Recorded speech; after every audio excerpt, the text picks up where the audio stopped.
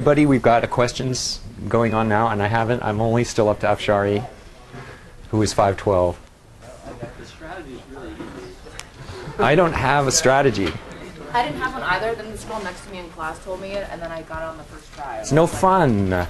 It's like if someone shows you how to do a Rubik's Cube, it's no fun anymore. I still don't know how to do it. People did when math majors, group theory, blah, blah, blah. I'm not that smart. And you, yeah, 31, I think. Anyway, okay, any other questions? Good to see a nice crowd here today. I like this. Home stretch last week. Come on, show up, everybody. Even Chris, Max's friend. Okay. He's not watching it yet. Okay. So any questions about the class? I just want to let you know that there's a problem with the email in ECE right now, and like we have a local ECE email server, and that's where I process all my mail because it has good storage and everything. And everything that gets sent to DFD1 is supposed to get forwarded down to there. And starting Sunday, at some point, some messages, but not all, stopped forwarding. And so I've had to have this. I've been juggling. I've been on DFD1 at Cornell and on ECE email at the same time, tracking which ones go through, which ones don't, sending help messages to the IT people. And it turns out there's some kind of, it's an ECE problem. So if I don't answer, the bottom line is if I don't answer your email rapidly as usual, that's why. Okay? I apologize for that. We become dependent on these tools. Or at least I do. Anyway. Okay, so we started talking about the evolutionary side of game theory. And the very first salvo was this idea of an evolutionarily stable strategy. So we started discussing the ESS, and that's a standard abbreviation, which isn't the first hit on Google, I guess we discovered last time. Evolutionary stable strategy concept. And I want to continue with that today and probably finish it up and then move on to some other stuff. Okay. And this is due to John Maynard Smith, an evolutionary biologist in Britain who published first paper on this around 1970. And he actually wrote a book in 1982 called Evolution and the Theory of Evolution and Games, or Evolution and the Theory of Games, something like that. Okay, so what is the setting? The setting is you start with a two-person symmetric game, a two-player symmetric game. And what is a symmetric game? Symmetric means that both players have the same action set, call it A.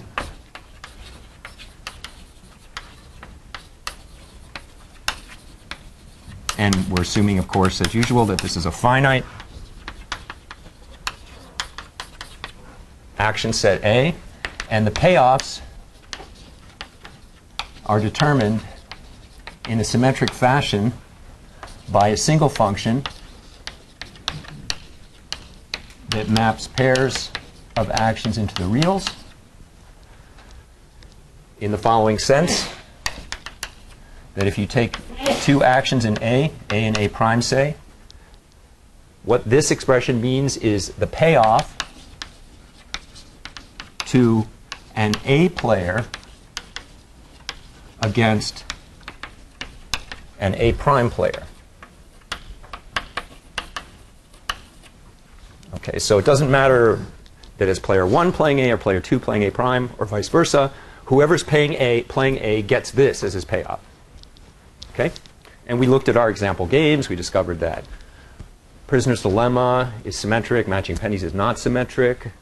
Battle of the Sexes, as construed so far, is not symmetric, but we're going to symmetrize it in a little bit and come up with a version of this that applies to that. And Hawk Dove is symmetric. And today we're going to talk about yet another game. You can probably guess what that is, Scissors, Paper, Rock. That is symmetric as well. Okay, so anyway, that's the setting there. And the sort of the overarching picture that Maynard Smith tried to paint is that you have a big population say you have a population of players, each programmed somehow, maybe genetically or whatever, to play some pure or mixed strategy in this game.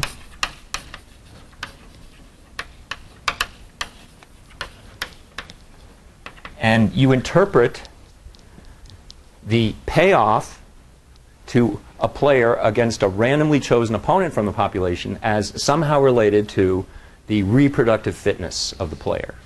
Okay, so you interpret the payoff to a player against a randomly chosen, and this is actually a loaded phrase, randomly chosen.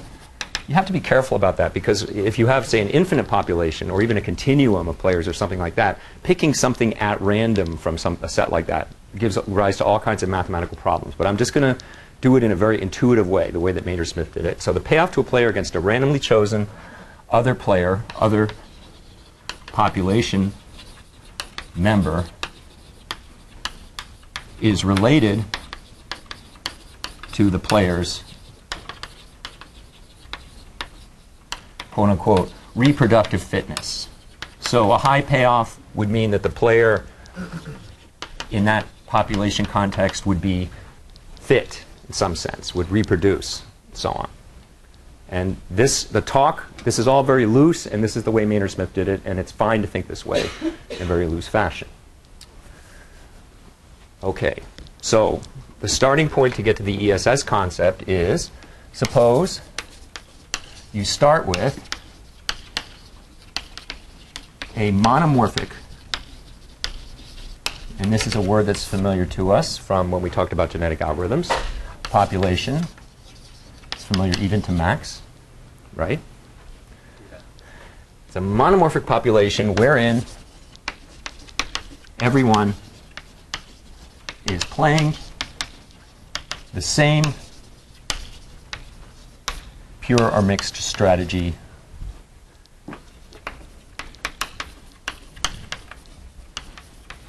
call it sigma star.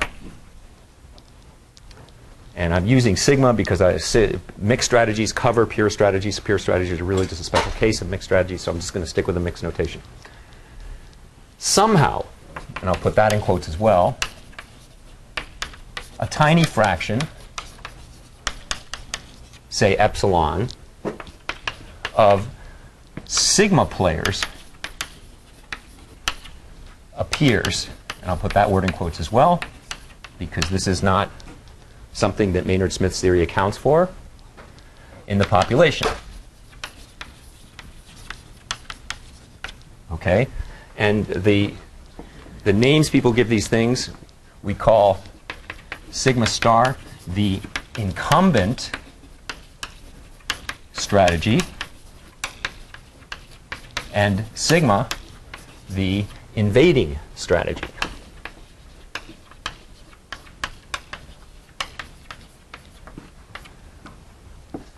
And the question is, what happens then? Do these invaders proliferate in the population and wipe out sigma star? Or does sigma star beat back the invasion? Whatever. So what happens? What happens?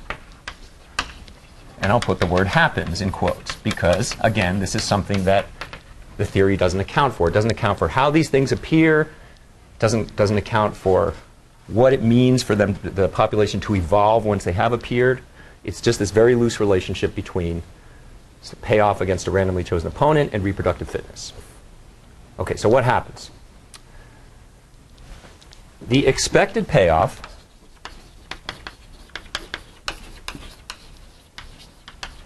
to a sigma star player against a randomly chosen opponent in the post-entry population is, post-entry population just means the population once this tiny fraction of sigma players has entered, it's this. it's going to be 1 minus epsilon times u of sigma star against sigma star plus epsilon u of sigma star against sigma. Now, does everyone see why that's the case? The payoff to a sigma star player against a sigma star player is u of sigma star, sigma star. The payoff to a sigma star player against a sigma player is u of sigma star, sigma. Since there's a fraction epsilon of sigma players, and therefore a fraction of 1 minus epsilon of sigma star players in the post-entry population, this is the expected payoff to a sigma star player against a randomly chosen opponent of the post-entry population. The expected payoff to, and let's call this 1. The expected payoff to a sigma player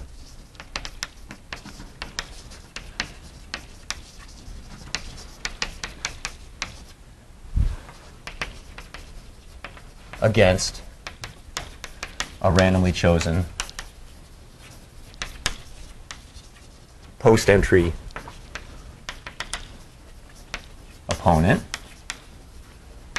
is this. It's 1 minus epsilon u of sigma against sigma star plus epsilon u of sigma against sigma. Let's call that 2.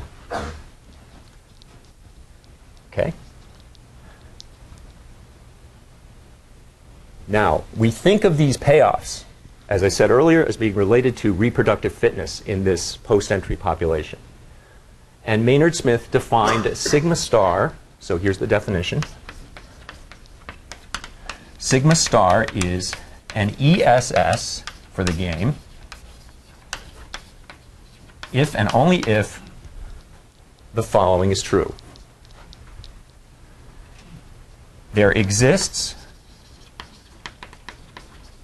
some epsilon bar bigger than 0 such that for all epsilon less than epsilon bar and bigger than 0,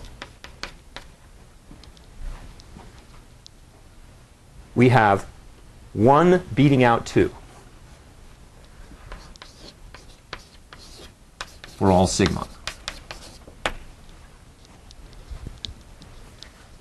Now, you can order the quantifier slightly differently. You can say that for all sigma, there exists an epsilon bar, possibly depending on sigma. It turns out that it's equivalent to this. So I'm just going to state it this way, that there's some level of invasion below which sigma star beats out any invader in terms of expected payoff in the post-entry world. Rahul. You say some level of invasion, right? Mm-hmm. So it doesn't matter how fit the strategy is? This is a measure of how fit the strategy is in the post-entry population. But suppose we have, you said some level of invasion, right? Yes. It's not number of invaders, it's the level of fitness of. Yeah, we're talking very loose about number of things or whether the population is infinite, a fraction of the population, all that stuff. Okay, the whole point of this is fitness of sigma star is determined endogenously, as opposed to the GA world where fitness is exogenous. Once the sigma has appeared, you have a new situation, you have a new setting, you have a post-entry population. How fit sigma was in the pre-entry population is one thing, how fit sigma is in the post-entry population is another. You can't sort of say, in the absence of who else is there, how fit is a strategy. That's the point. So what's the idea behind this? Yeah, Mohammed. For all sigma? What are you looking at here? 0 less than epsilon bar. 1 is bigger than 2 for all sigma. Okay. So let me state in words the idea, the vision that Maynard Smith had here, how you're supposed to visualize this. So here's what you visualize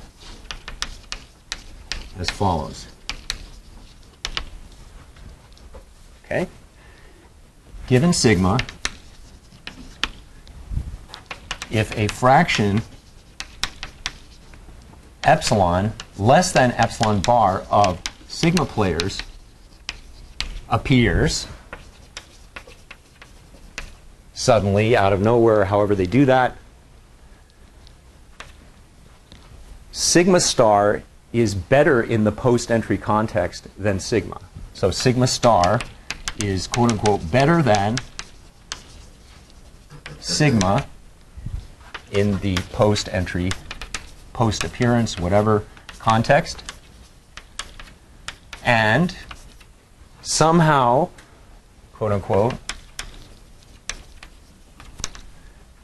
the sigma stars reproduce more fecundly. Is that a fecundly? Is that an adverb? Do you know what that word means? It means like bioengineers should know, right? It just means like fertile or whatever, you know, reproducing willy-nilly. So anyway, somehow the sigma stars, quote unquote, proliferate and the sigmas, quote unquote, get wiped out. And we're back to the sort of monomorphic setup at the beginning. Now the important thing is, so note, Maynard Smith gives no account of how the invaders might appear or how they might get wiped out, how the proliferation / wipeout might occur. And in that sense, this whole ESS theory is static. There's no dynamics involved here. It's kind of like, remember when you took, well, maybe you didn't. When I was a kid, every engineering student had to take thermodynamics. How many people here have taken a thermo class? Okay. I figured in Brazil they would have thermo classes that you had to take. You never had to take one? You did? Okay, good. You see, I assume that. Okay. And Kyle probably took it because he's pre-med, is that right? I took it like sophomore year. Yeah, okay. Well, in thermo, there's this notion of a quasi-static process. Remember that term? Quasi-static? This is a kind of a quasi-static theory of evolutionary games. Equilibrium thermodynamics doesn't talk about how a system reaches thermodynamic equilibrium. It just says, if the system gets perturbed in this way, what's going to be the new equilibrium? And it doesn't talk about how it gets perturbed. It doesn't talk about how it gets the new equilibrium. And the same thing here. So this is sort of like, there's no dynamics here, and that's something we're going to have to take care of. It's like a quote-unquote quasi-static. And even in economics, classical economic theory, when they talk about market equilibrium, it's a quasi-static kind of theory. They don't really talk about how market equilibrium gets reached. They just talk about, okay, supply has to match demand, boom. Here's where they cross. And what happens if this new factory opens up? Well, it'll somehow get to another point, another equilibrium. They don't talk about how it gets there. So it's like a quasi-static theory of evolutionary games.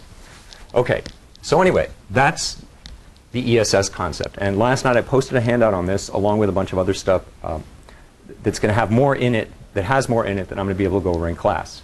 Like last night I was sitting in my chair sweating, like, what can I tell them in 219 minutes? How to get that number? What's that? 2-minute breaks. I decided I was going to shorten the breaks. 3 2-minute breaks in 3 75-minute lectures. Otherwise, I would have gotten 216 minutes. Okay. What's that? Sounded like 4 minutes late at all. We did not. It didn't account for me talking. No stalling allowed. Okay.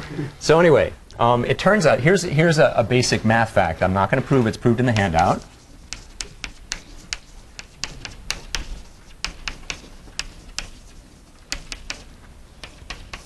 in this context, and what I mean by in this context, I mean you have a two-person finite symmetric game. Sigma star is an ESS if and only if the following two things hold. First off,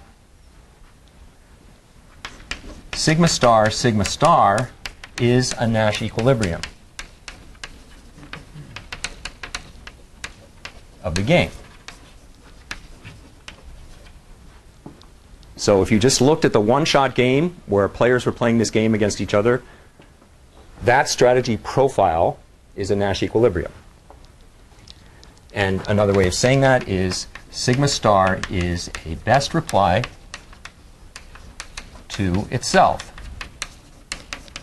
That's just another way of saying that sigma star is a Nash equilibrium. Second thing that has to be true is if sigma is an alternative best reply to sigma star, that is to say, if u of sigma against sigma star equals u of sigma star against sigma star, then you need to have u of sigma star against sigma strictly larger than u of sigma against sigma. And proving this fact is very easy. It's just a matter of messing with epsilons and inequalities and all that kind of stuff.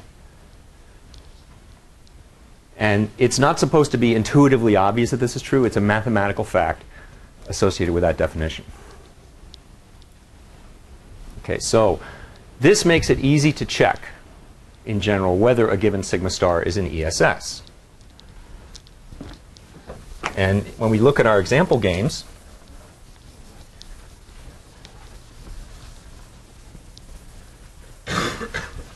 we'll repeatedly use one consequence of this definition, or of this basic fact, which is the following. So one consequence of the basic fact is the following. If sigma star is a strict Nash equilibrium of the game, or if sigma star comma sigma star, be very careful there. So if sigma star comma sigma star is a strict Nash equilibrium of the game, what does that mean again? That, Max? Yep. For that last inequality basically saying that sigma star would fight off invaders? Well, it's saying that sigma star does better against the invader than the invader does against itself. So the invader's not going to like collect up.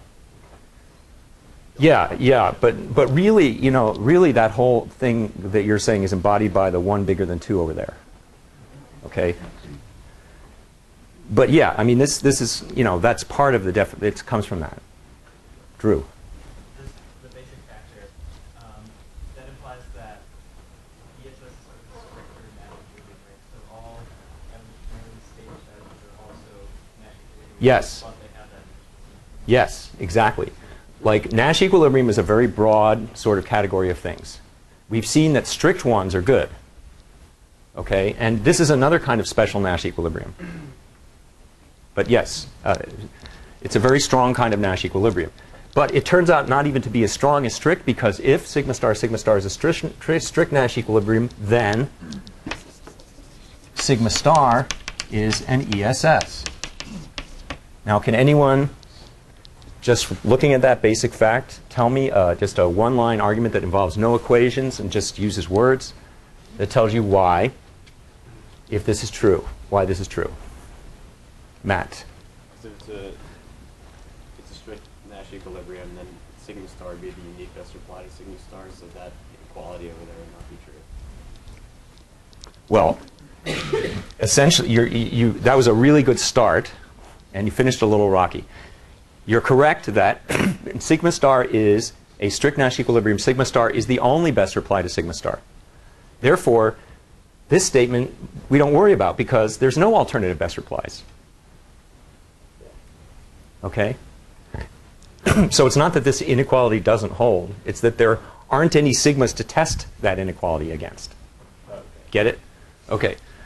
And this is because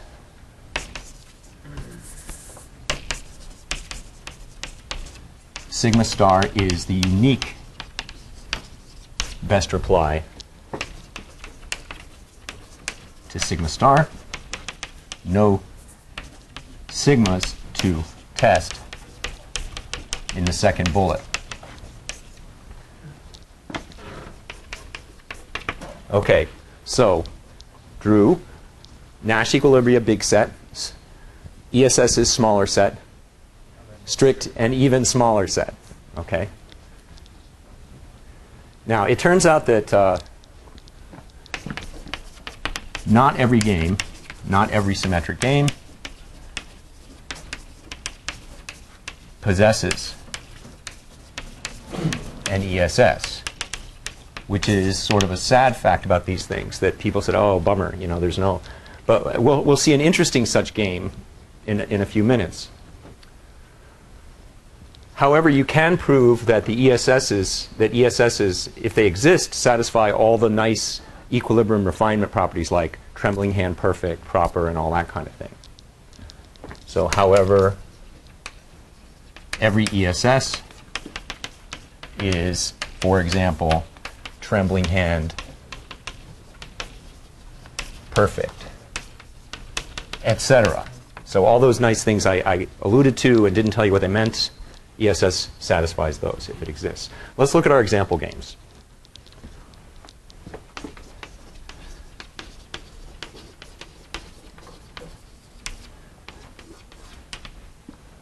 Prisoner's Dilemma. That's a symmetric game. Does it have an ESS? How many people think Prisoner's Dilemma has an ESS? Okay, Jason, why?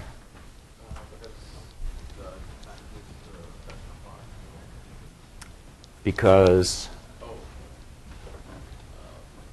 okay, let's go step by step. Remember, every ESS has to be a Nash equilibrium. So first let's figure out what the Nash equilibria of the Prisoner's Dilemma are.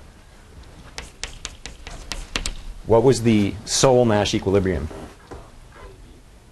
Yeah, so play D is the only Nash equilibrium. And what kind of equilibrium is it? It's a pure strategy, Nash equilibrium. Does it have any of the refinement properties like strict, trembling hand perfect? Vincent? Yeah, it's strict. And by this assertion here, if sigma star is a strict Nash equilibrium, it's got to be an ESS. So thus play D is an ESS. Very nice. Okay. So let's look at the symmetrized, so a Battle of the Sexes, a symmetrized version, just so we can talk about it. I'm just going to change the 2's to 3. So it's going to look like the CD or CB. It's going to have 3, 3, 1, 1, 1, 1, and 2, 2.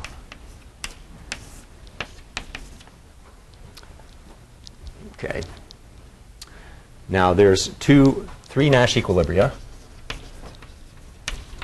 And 2 of them are in pure strategies. There's play C for both players, play B, and there's another one. There's a mixed strategy Nash equilibrium, and I always forget which one the 1/3 goes with, so I'm just going to look so I don't have to calculate it. 2/3 C plus 1/3 B for both players.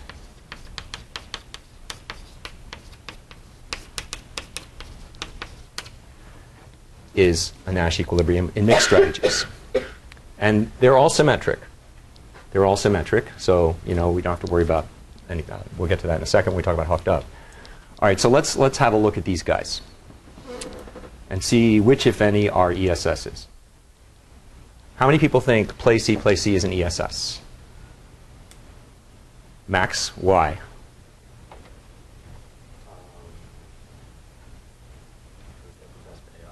I want you to use these facts. I want you to use the basic fact and its consequences. So what do? We check. Is it a Nash equilibrium? Yes. That's the first thing. Does it have any alternative best replies? Does play C have any alternative best replies other than C? No. If player 2 plays C, and I'm player 1, my unique best reply is C. That's a strict Nash equilibrium. Same with these guys. This one here. These are both strict. Thus, they're both ESSs. Okay? What about the mixed one? What about the mixed one?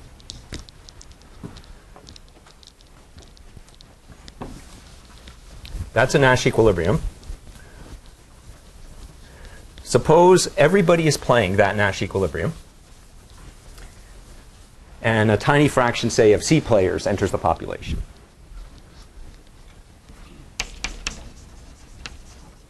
So let's call that strategy sigma star. Sigma star is 2/3 C plus 1/3 B. This is not an ESS because the following is true. For example, C and B are both alternative best replies.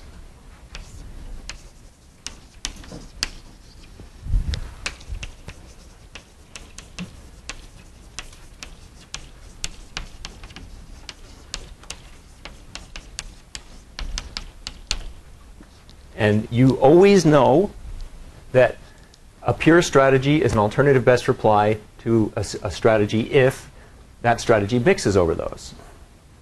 And it's a Nash equilibrium against itself.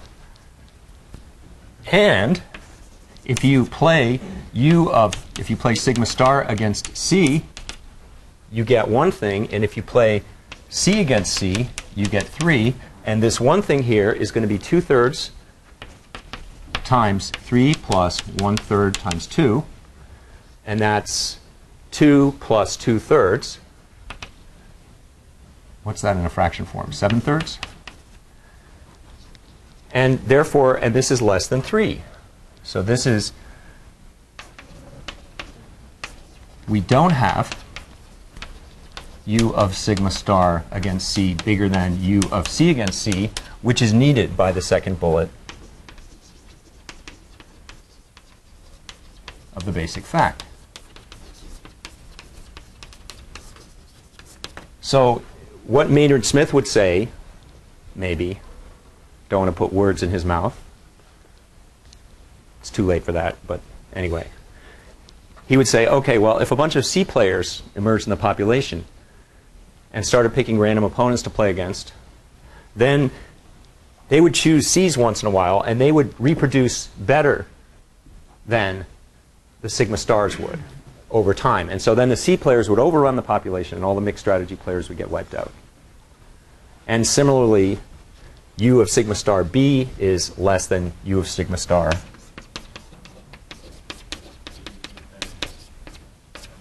8/3. Let's see. 6/3 plus 2/3 is 8/3, right? Which is still less than 3, fortunately. U of sigma star B is less than U of BB. Okay, so that mixed strategy equilibrium is not an ESS Drew. If you had a small fraction of play in the population, small fraction, Yeah. For a similar reason, because this is the same thing. The same thing is happening here. We could do it with a B too. You get 2/3 times 1 plus 1/3 times 2. And then here you're going to get 2. And this is going to be less than 2. Okay. All right, now Hawk Dove is one that I'm going to have you do on the homework.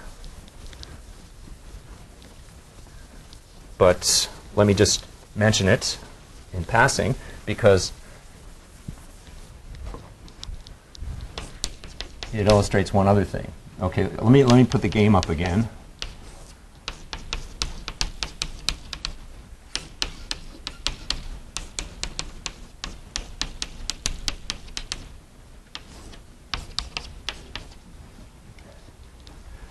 What are the Nash equilibria of this symmetric game? We discovered this already.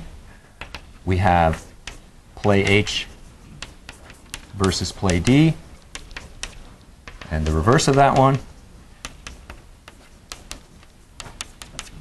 And then we have this 7/12 H plus 5/12 D against itself.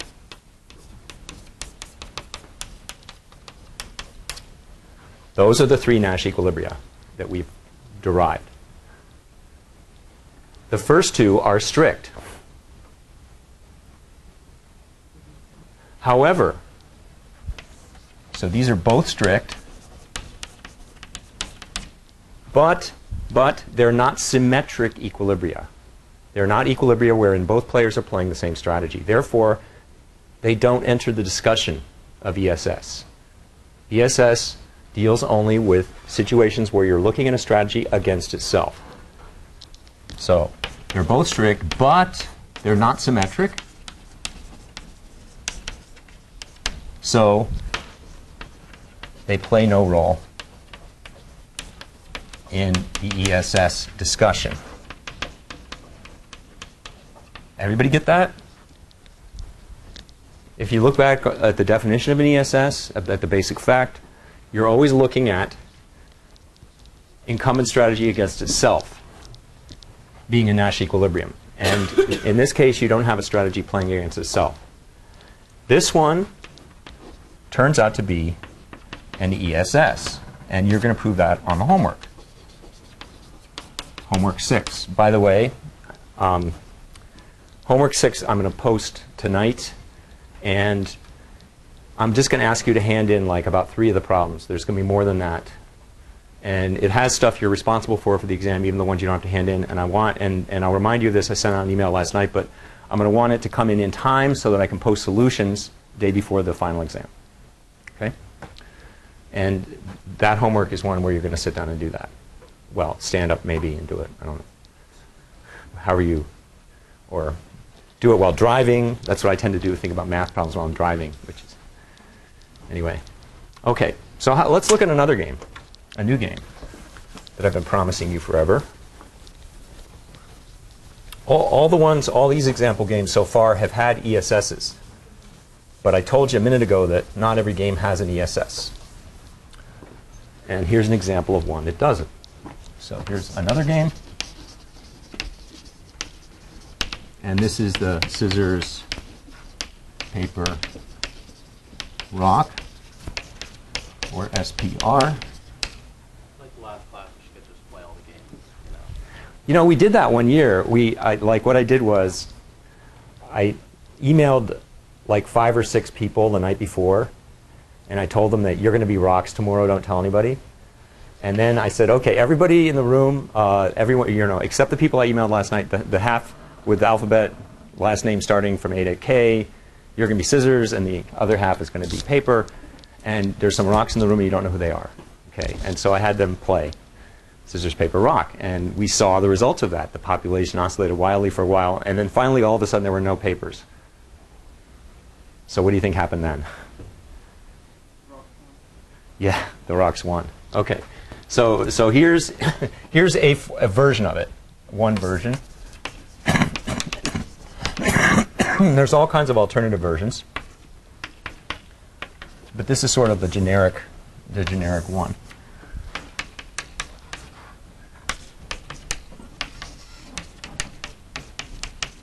It's a symmetric game, and I'll give you sort of an idea of the way of looking at this dynamically. Second. Or that's what that is. Okay. So the idea here is that if think of a population of players playing, and think of them, some of them being scissors, some of them being paper, some of them being rocks. That's not going to be the ESS picture, but think of if 2 scissors meet and they both do that, then they just stay as scissors.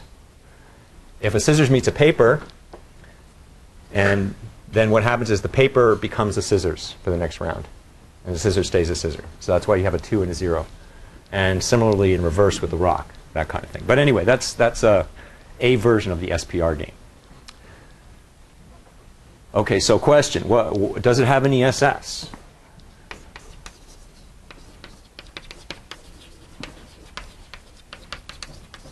To answer that question, the first thing you have to do is figure out all the Nash equilibria of the game. So first figure out the Nash equilibria, and then you check and see if you can verify that second bullet in the basic fact. Cameron? Is the diaphagant from R and P on row correct? Looks like if you play rock against paper, Should be some, yeah, that should be 0, 2. Every row should have a 2, 0, 0, 2, and a 1, 1. Thank you. Okay. So first find the Nash equilibria. And I'm not going to go through the whole calculation here. You're going to see this on a handout, but let's first just check and see if there's a pure strategy Nash equilibrium. Okay. So is S in equilibrium with any of the other things? If player 2 plays S, and I'm player 1, my best reply is rock. But if I'm player 1 playing rock, player 2's best reply is paper. So R, S is not going to be a pure strategy Nash equilibrium. And if player 2 is playing paper, my best reply is player 1 is scissors, in which case player 2 is going to want to play rock. So S, P is not a pure strategy Nash equilibrium. Similarly, S, R is not. So it's easy to show that there's no PSNE, no pure strategy Nash equilibria in this game.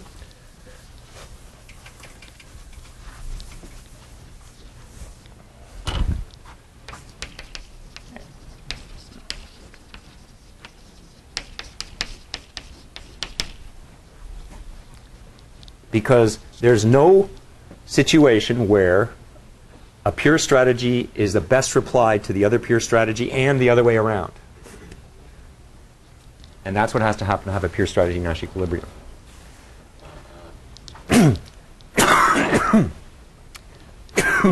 Then you go through and you say, okay, well, are there any Nash equilibria where player 2, say, is mixing over 2 of the actions? And you have to go case by case by case, and you prove that there are no such things either. So it's somewhat less easy, I'll put it that way. That's sort of a half-full version of somewhat more difficult to show there's no Nash equilibria where in either player mixes over only 2 actions. And you could sort of give a plausibility argument for that, but I don't want to go into the proof. So what that means is all we're looking for are Nash equilibria where the players mix over all 3 actions. So finally, knowing that the only Nash equilibria feature quote-unquote fully mixed strategies for both players,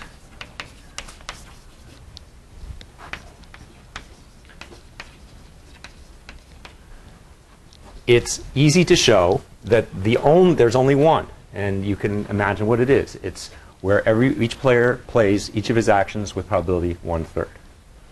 So you discover that the only Nash equilibria is sigma star comma sigma star, where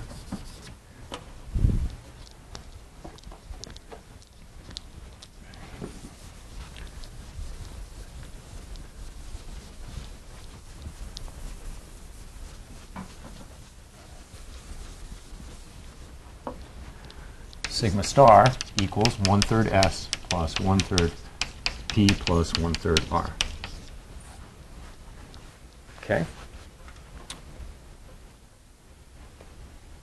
All right. Now on the homework 6, you're going to go through some of this calculation just to see what's going on. But But here's the basic idea of showing this last part. If I know that that both players are going to be mixing over all three, then the strategy for player 2 has to be of the form, say, Q1 to S plus Q2P plus 1 minus Q1 minus Q2R. And if player 1's mixing over all three, his payoff to S, P, and R against that has to be the same. That gives us 3 equations and 2 unknowns, but two of them are equivalent. And you discover that the only Q's that work are all 1/3, QED. Okay? Is that an ESS? Is sigma star an ESS?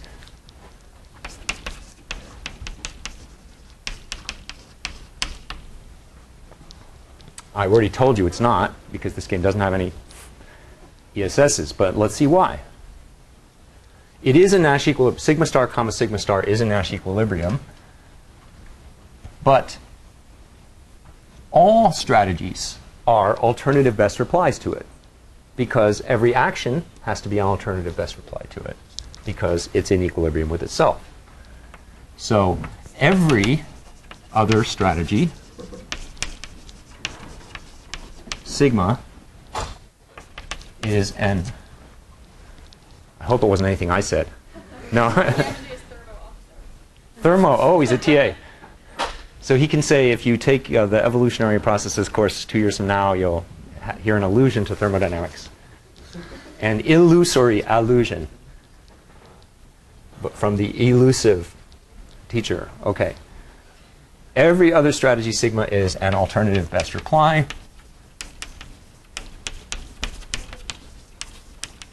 To sigma star, including sigma equals play S, for example. And what is U of sigma star against S? It's going to be 1/3 U of S against S plus 1/3 U of P against S plus 1/3 U of R against S. And that's 1/3 times 1 plus 1/3 times 0 plus 1/3 times 2, which is 1.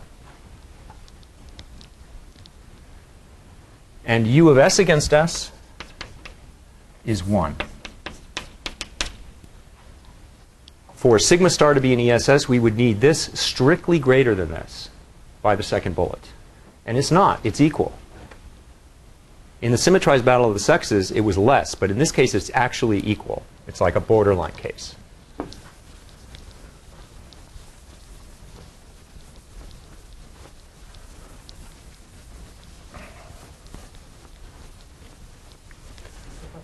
Hang on a sec. Thus, we don't have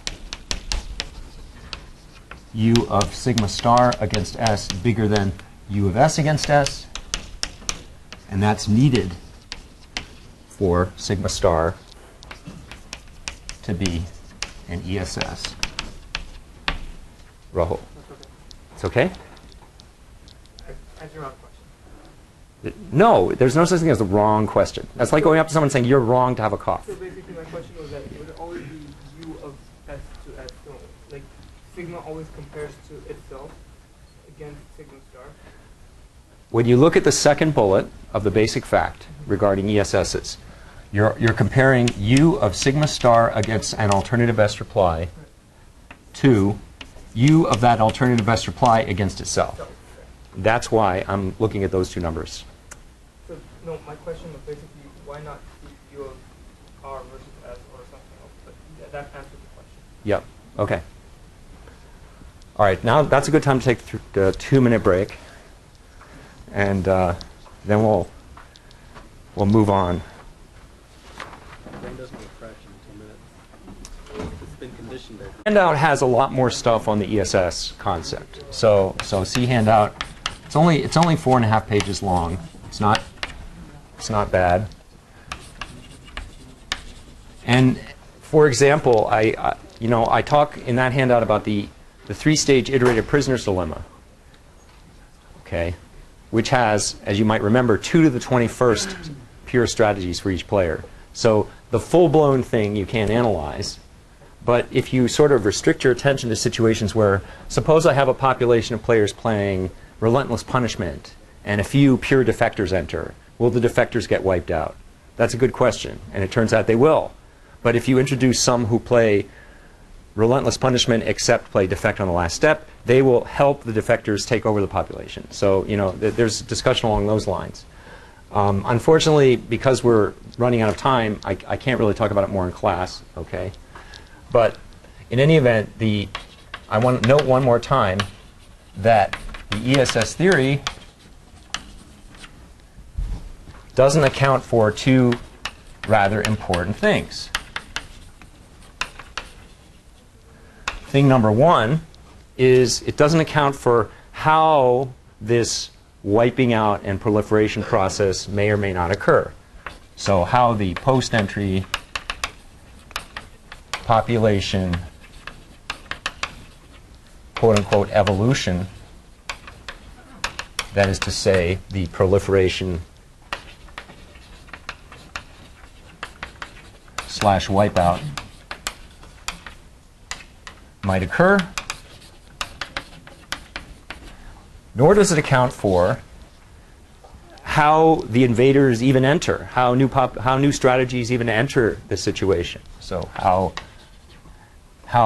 an invader,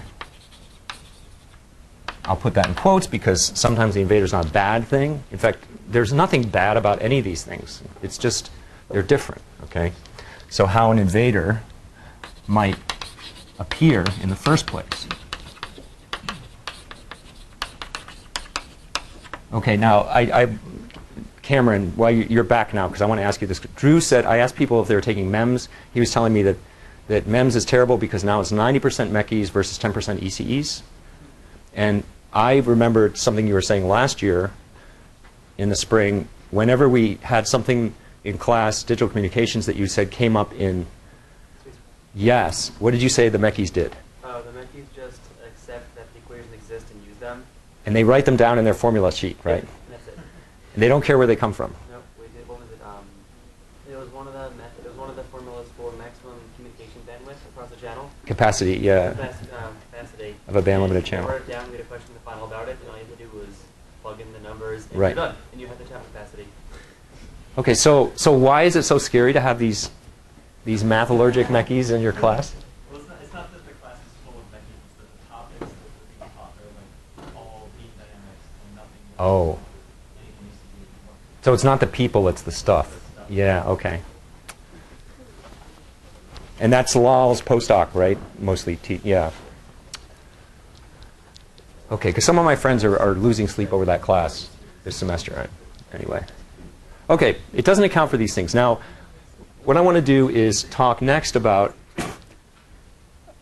another approach to evolutionary game theory that does account for one of these things, namely the way populations evolve, but doesn't account yet for how invaders may arise. And that's called the replicator dynamics. And this is one among several, but absolutely by far the one that's been written about the most, one among several approaches to what I call deterministic dynamic views of evolutionary game theory. So one approach to evolutionary game theory that takes care of item 1 but not item 2 is something called the replicator dynamics.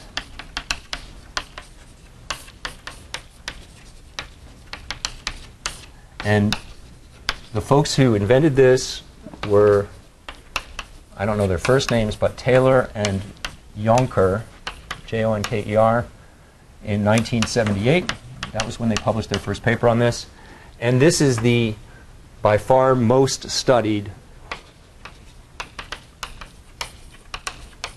version of what I'll call a deterministic, that is to say, non-random,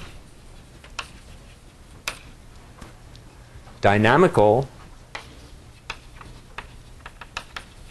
approach to evolutionary game theory.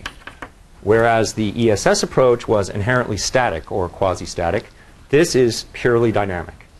And what I'm going to do is I'm going to try to sell you on a discrete time version of the replicator dynamics. Even though most of the work in the literature is on continuous time, the discrete time one is interesting as well. So most literature on the continuous time models, but we're going to focus on more closely, but not purely, at the discrete time. And one of the reasons I want to do this is because the sort of the way things happen and the kind of language we use parallels nicely some of the things we did when we talked about genetic algorithms. Okay, so what's the setup? Again, you have sort of lurking in the background a symmetric two-player game. So the setup is, again, the background thing is a symmetric two-player game with action space capital A, and I'm actually going to give the actions names for this, A1 through AN for both players. And payoff function U. So U of AI comma AJ is the payoff to a UI player against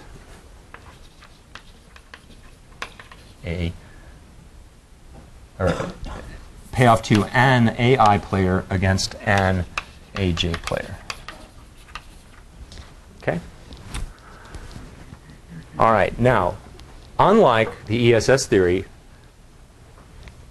the populations this deals with are populations where you have individuals, each of which is programmed to play a pure strategy from this set.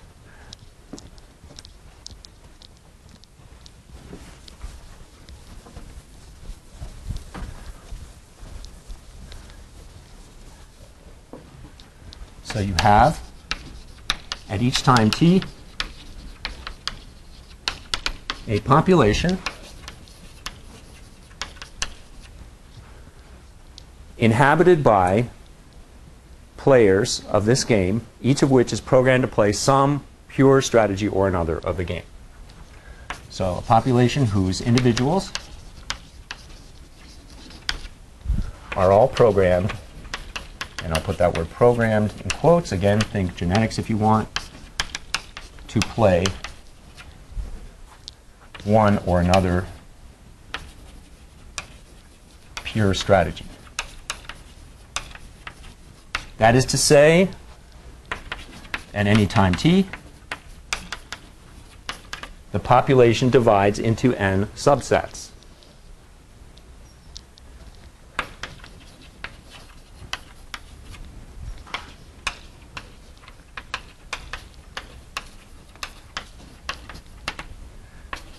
The A1 players, the A2 players, and so on up through the AN players. So now if you think of Prisoner's Dilemma, you've got this big old population full of C's and D's. You don't even have to think of them as players. You can just think of them as little viruses shaped like C's and D's and all that stuff, right, if you want. Why not? Yeah. Okay. And I'm going to let, for each I, I'm going to let pi of t be the fraction of the population at time t playing strategy A sub I.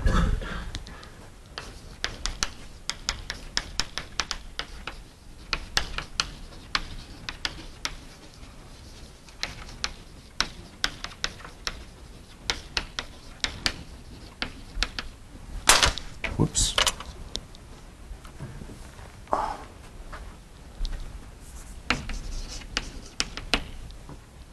and that's going to be for 1 less than or equal I less than or equal n. Okay, so how does the population evolve?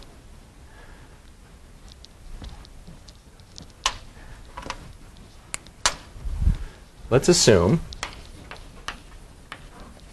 and this is where it gets a little bit loose, and there's going to be a handout on this, so see handout for more details. This handout has yet to appear. I didn't want to put up 2 handouts in one night because that's kind of like, oh my God, end of semester, fire hose, etc. And so I'm going to try to sort of dribble them at you. There's going to be 2 more handouts. So assume that the population evolves as follows. So assume this sort of model for how population at time t gives rise to population at t plus 1. Okay, it's going to go like this. Everybody in the population picks a random opponent from the rest of the population and plays the game against that random opponent.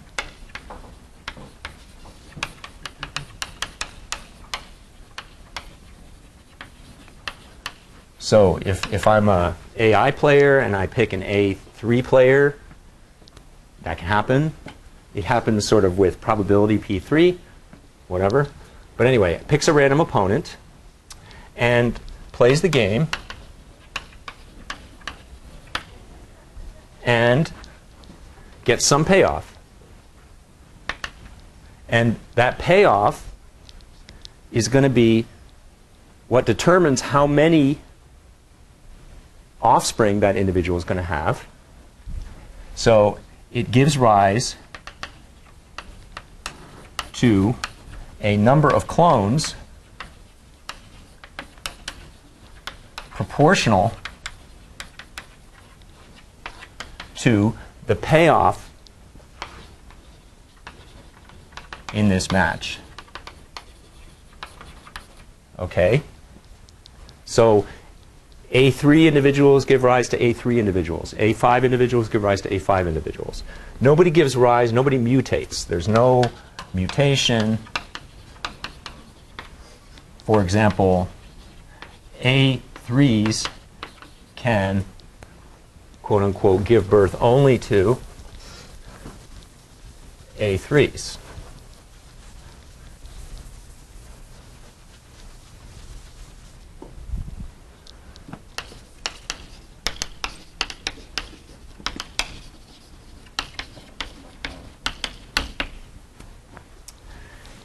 And then the population at T, once everybody's done that,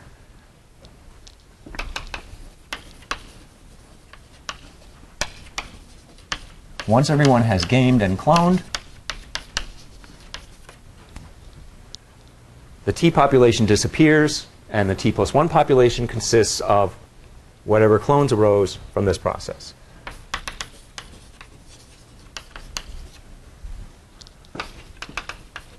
Now you can alter this in many ways. You can actually, and in the handout I do it, where the population actually grows in size over time, but don't worry about it. I'm just giving you a simplified model for class. The T population disappears, and the T plus 1 population is the result of the game clone process. And there's a name for this second step here, giving rise to a number of clones proportional to the payoff in this random match. And I call this payoff proportional cloning. And the reason I call it that is because it's very much like the whole fitness proportional selection thing that we saw in genetic algorithms. Payoff proportional cloning. Fitness proportional selection, the number of times you were selected to be a parent of the next generation is proportional to your payoff against the current population. In this case, the number of clones to which you give rise is proportional to your payoff, or to your fitness, and the fitness proportional payoff in this case. But here the payoff is endogenously determined, whereas the fitness function in GAs was exogenous. So this payoff proportional cloning is roughly equal to an endogenous fitness version of fitness proportional selection in GAs. Okay, so anyway, so that's the model, and it turns out if you mess around with equations and see the handout for details,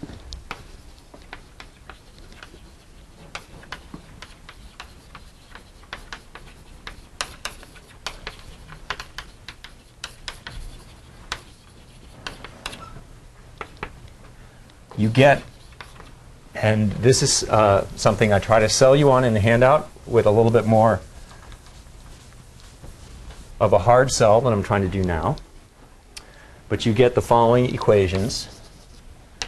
This set of n equations that describes the evolution of the pi's of t.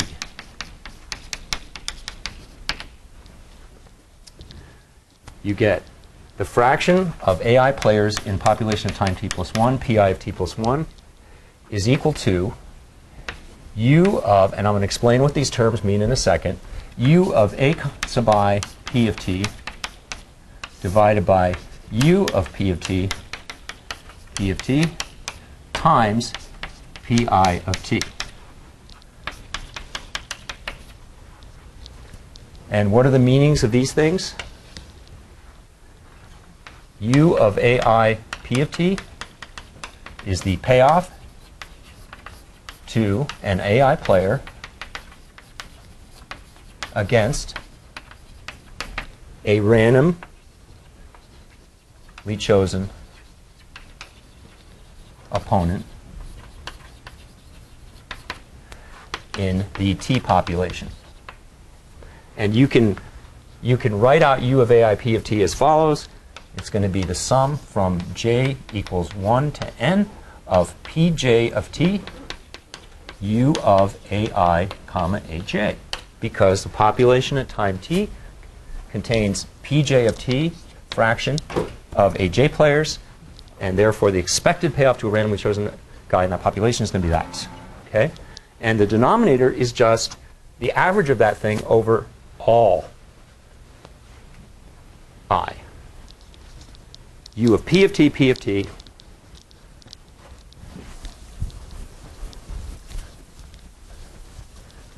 and so again, this looks a lot like fitness proportional selection. Remember, you had the fitness of individual X divided by the sum of Y of the fitnesses of everybody in the population here.